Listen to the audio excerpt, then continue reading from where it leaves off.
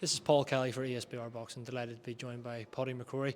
You were ringside tonight, Pody, not obviously in the ring in a managing and promotional capacity tonight. Happy with how the show went? Yeah, listen, it was slow to get started. A few issues with the ring. Doctors were a bit later, but as always, they do a great job when they get here. But when we get started, the place filled up, and we ran 9 great fights. Running through the card, any standout, obviously apart from the main event, we'll come on to that in a second, but any standout performances on there, fights that you really enjoyed? I think coming off a defeat, fighting a seasoned journeyman, McCrory was excellent. Sharpshooter, bouncing back, like as I say, from his first defeat. Yes, mate, all the best. Good luck. Chat soon. Here, my mate's going to leave his home, so I'll come see you in a minute. Oh, sure, you're driving. It's all good. Sorry. Really good, great performance. Steve McGuire, as I say, seasoned journeyman. I need rid of him in 2 rounds. Absolutely, and then obviously we'll come on to the main event. We may as well come on to it now. Your man Theo Wallin, happy with, well, first and foremost, before we come on to the his performance, the fight itself was a cracker, wasn't it, from a neutral perspective? Very, very good. League Harmony was much tougher than I expected. I know he was late to boxing, and Theo coming off his first stoppage win.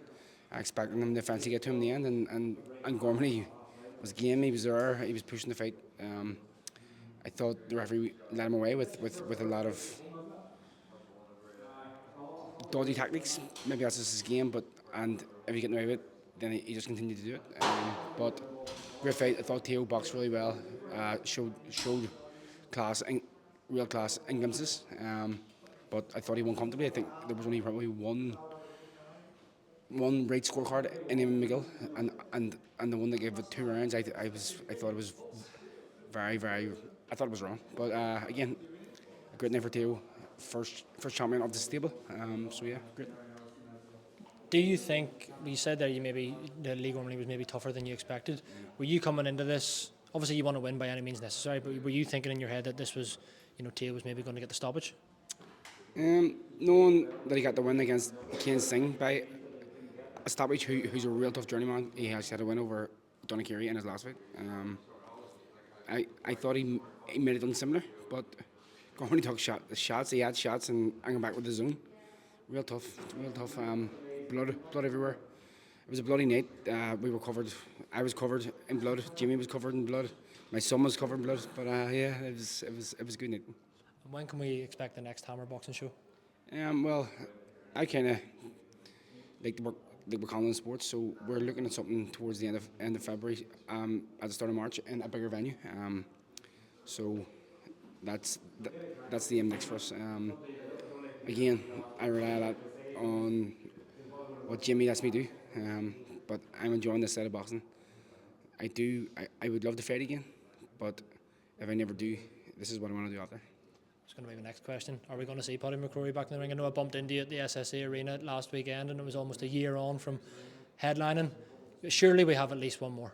I think so. I think we can have one more fight, whether it be a big fight and rolling the dice for decent dough, or whether it be a celebratory fight. Then that's what I want. I don't know if I want any more of them middle of the road fights that don't really mean anything at this stage. But yeah, let's see what comes from it. 2 more from me before we finish. Lewis Crocker, obviously our most recent world champion. What do you want to see him do next? Talk of potentially fighting Benn if Benn beats Eubank. People have mentioned Manny Pacquiao. I mean, how amazing would that be? What do you want to see Lewis Crocker do next? I would love to see him fight Benn at Wembley or in Tottenham Hotspur Stadium for himself to make some money, which he deserves. He's now champion in the world.